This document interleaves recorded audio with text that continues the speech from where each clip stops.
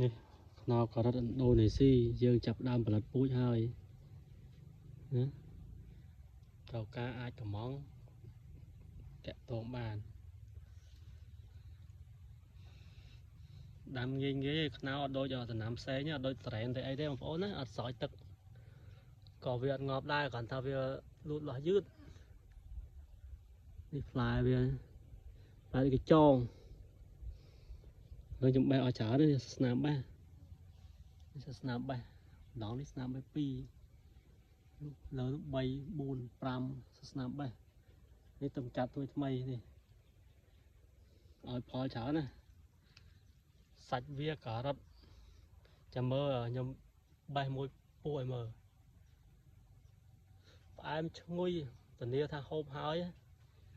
បងប្អូនជក់ចិត្តមកចង់ដាំលក្ខណៈគ្រួសារដាំជាកាអីត្រូវការពូជឲ្យអាចតាក់ទងបានណាបងប្អូនណាយើងចាប់ដើមផលិតពូជបានហើយ